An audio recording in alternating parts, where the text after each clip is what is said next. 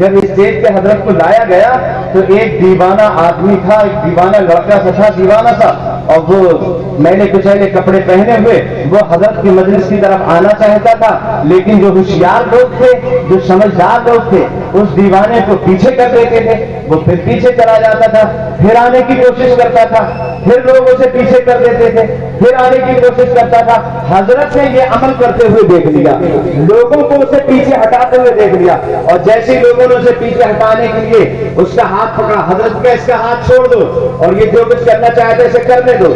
لوگوں نے جب ہاتھ چھوڑا تو وہ دوڑ کر حضرت کے اسٹیج کے قریب آ گیا، منبر کے پاس آ گیا، اور حضرت جہاں بیٹھے تھے وہاں اس نے اپنا سر رکھ دیا، اور پھر سر ایسے اٹھایا، اور اس کے بعد حضرت کی آنکھوں میں آنکھیں ڈالی، حضرت نے اس کی آنکھ میں آنکھیں ڈالی، اور اس کے بعد اس کے سر پہ ہاتھ رکھ دیا۔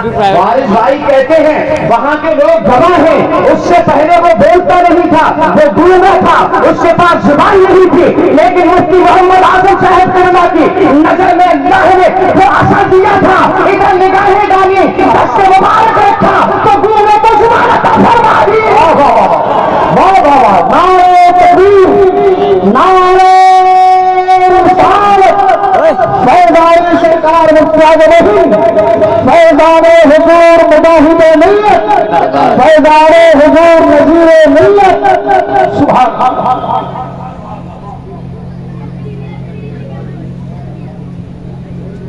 شفیع اسلام کہہ رہے ہیں حضرت وہ بنگلہ دیش کا جو سفر تھا وہ دوسرا تھا، اور یہ جو گونگا کو زبان عطا فرمائی ہے، بے زبان کو حضرت فقیہ اصل نے جو زبان عطا فرمائی ہے وہ مرشد آباد بنگال کا واقعہ ہے۔ چلو تساموں کے ساتھ مجھ سے بنگلہ دیش نکل گیا۔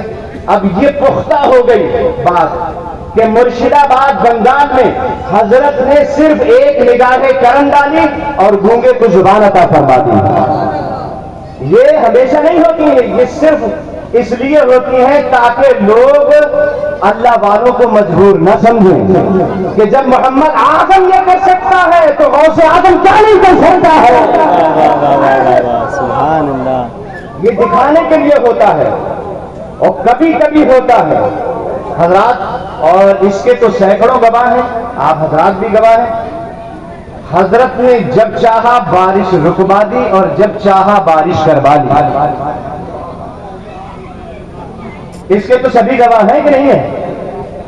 اگر کہیں جلسہ ہو رہا ہو، عرس نذیری ہو، عرس غوث اعظم ہو، عرس مفتی اعظم ہو، عرس غریب نواز ہو، اور بارش کے آثار ہیں، حضرت مطمئن بیٹھے ہوئے ہیں، لوگ پریشان ہیں، اب جلسہ کیسے ہوگا، ترپال اتنی موٹی کہاں سے لائی آئے گی، سننے والوں کو کیسے کہاں سے بٹھائے، حضرت بالکل مطمئن بیٹھے ہوئے، یہاں تک کہ بارش شروع ہو گئی، اب جلسہ شروع ہونے والا ہے، جلسے کی تیاریاں مکمل ہو گئی ہیں، کلیکشن سب ہو چکا ہے۔ حضرت کی بارگاہ میں کسی نے جا کے کہا کہ حضرت بارش شروع ہو چکی ہے، کہا اچھا بارش ہونے لگی ہے، کہا حضرت بارش تیز ہونے لگی ہے، کہا ٹھیک ہے، بس حضرت اپنی قیام گاہ سے باہر نکلے، کھلے آسمان کے نیچے آئے، دست مبارک سیدھا آسمان میں اٹھایا اور فضاؤں میں ایسے ہاتھ گھمایا، اللہم حوالینا ولا علینا، اللہم حوالینا ولا علینا، اللہم حوالینا ولا علینا۔ ان کے جملہ شاگرد اس بات کے گواہ ہیں، حضرت جب بھی یہ دعا پڑھ کے ہاتھ گھماتے تھے تو چاروں طرف بارش ہوتی تھی،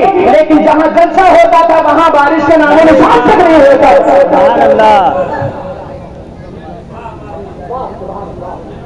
جب چاہا حضرت نے بارش کروا لی اور جب چاہا حضرت نے بارش روک دی، اور ایسی ٹرین کئی مرتبہ ہوا، عالم صاحب کہا حضرت ٹرین آنے والی ہے، رک جا ابھی چلتے ہیں، ہے نا، یہ دیکھیے سب گواہ ہیں اس بات میں۔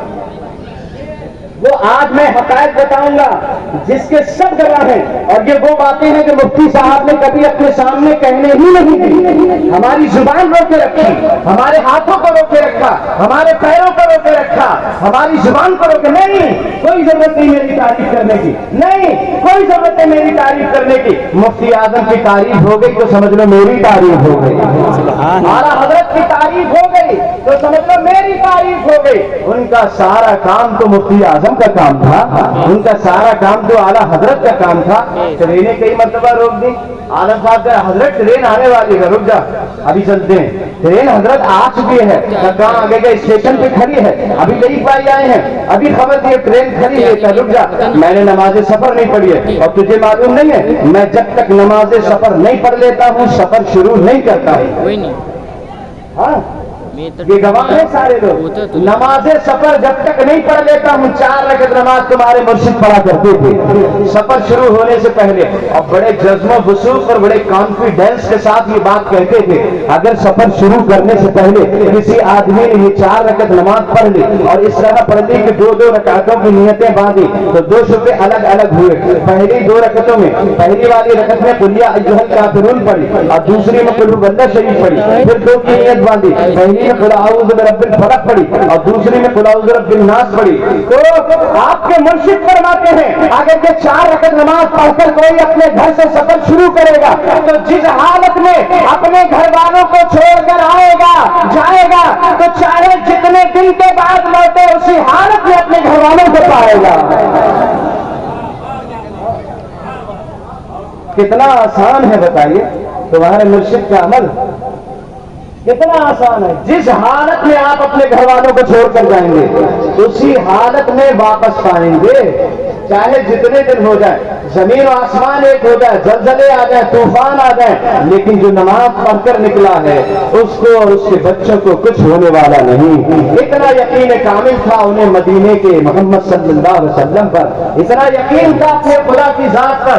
हजरात गिरामी मुफ्ती मोहम्मद आजम साहब किबला जो है वो फरमाने लगे कि जब तक सफर की नमाज मैं नहीं पढ़ूंगा मैं नहीं जाऊंगा, और यही हुआ। आपने जब सफर की नमाज पढ़ ली और आप जब वहां पहुंचे तो वो ट्रेन वहीं पर खड़ी हुई थी।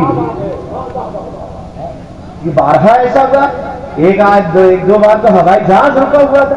हाँ, ये सब बिल्कुल शबाइद है कि नहीं, सफर की नमाज जब तक नहीं पढ़ूंगा मैं नहीं जाऊंगा, चाहे प्लेन का सफर हो, चाहे पानी के जहाज का, चाहे हवाई जहाज का, मैं नहीं जाऊंगा। और उसके बाद जब आपने नमाज पढ़ ली, नमाज पढ़ने के बाद जब वहां पहुंचे तो वहां के जो कारिंदे होते हैं, जो नौकर होते हैं, वो मोहम्मद आजम साहब कौन है, मोहम्मद आजम साहब कौन है, मोहम्मद आजम साहब कौन है। 1 घंटे के बाद पूछ रहे बोले मोहम्मद आजम साहब कौन है, ढूंढते फिर का मैं हूं। अरे जल्दी से साहब आपकी वजह से 1 घंटा हवाई जहाज लेट हो गया। ये ताकत थी जो अपनी जिंदगी मदीने वाले के नाम लिख देता है तो फिर अल्लाह ताला जमीन और आसमान को उसका गुलाम बना देता है, जमीन और आसमान के हर शय को उसका गुलाम बना देता है। हजरात गिरामी मुफ्ती साहब किबला की तदफीन की जब बारी आई और दफन की जब बारी आई और कब्र मुबारक में हम लोगों ने उतारा, मैं अंदर कब्र में था, हजरत अल्लामा मौलाना मुहिब्बुर रसूल साहब सज्जादा नशीन खानकाह नज़ीर वो कब्र के अंदर थे, आपके बड़े शहजादे अल्लामा अकरम साहब वो अंदर थे, आपके मजले शहजादे अल्लामा आलम साहब वो अंदर थे, आपके छोटे शहजादे हजरत अल्लामा असलम साहब वो अंदर थे, और हम लोग सारी तैयारियां कर रहे थे। जितने लोग वहां गए सब इस बात के गवाह हैं, सब कुछ हो गया। हजरत की कब्र बगली कब्र है और बगली कब्र सुन्नत है।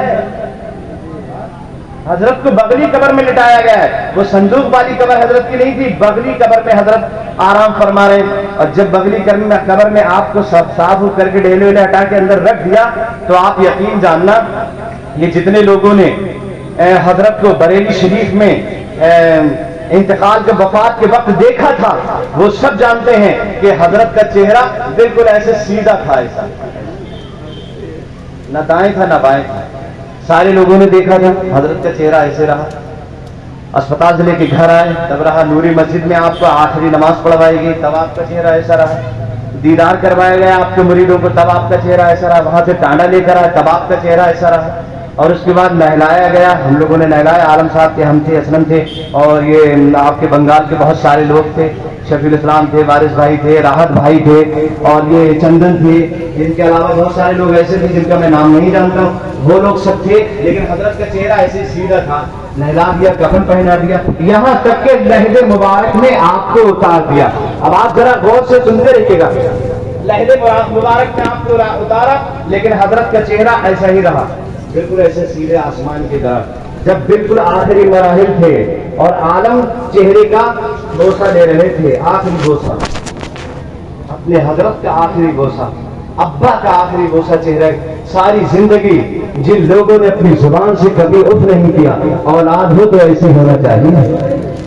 सारी जिंदगी इन लोगों ने कभी अपने अब्बा की खिदमत, अपनी माँ की खिदमत में उफ तक नहीं कही, या आलम बैठे या असलम बैठे, इन लोगों ने रात दिन एक कर दिया है अपनी माँ के लिए भी और अपने बाप के लिए भी। कितना ही बहादुर बेटा हो, कितना ही मेहनती बेटा हो, लेकिन एक न एक वक्त ऐसा आता है कि कह देता उफ अल्लाह मुझे नींद लगी है, अब्बा दिन में भी नहीं सोने देते हो, रात में भी नहीं, ये तो कहीं देता कम से कम, लेकिन अल्लाह इनकी उम्र में बरकतें अता फरमाए। मौला इन सबको फैजाने मुफ्ती मोहम्मद आजम से माला माल फरमाए। इन बंदों की जुबान पे कभी उफ तक नहीं आया और जब तक हयात रहे वालिद बुजुर्ग ऐसे ही खिदमत करते रहे और आखिरी वक्त आया तो चेहरा चूम रहे हैं, कभी होठों को चूम रहे हैं, कभी नाक पे ऐसे हाथ रख के चूम रहे हैं आलम साहब। तब मुझे ख्याल आया, अरे हजरत ने एक रोज फरमाया था, मौलाना तुम जानते हो मुर्दे को जब कब्र में लेटाते हैं और उसका चेहरा काबे की तरफ करते हैं, तुम जानते हो काबे की तरफ मुर्दे का चेहरा क्यों किया जाता है? मैंने कहा हजरत बताइए क्यों किया जाता है? तो हमारे उस्ताद अल्लामा मुफ्ती मोहम्मद आजम साहब किबला ने फरमाया था, मौलाना मुशर्रफ सुनो, काबा की तरफ मुर्दे का चेहरा इसलिए किया जाता है कि जब कब्र में मुस्तफा जाने रहमत आते हैं तो वो काबा की तरफ से आते हैं। वाह वाह वाह वाह, नारे तकबीर, नारे रिसालत, मसलक आला हजरत फैजान सरकार गौसे आज़म।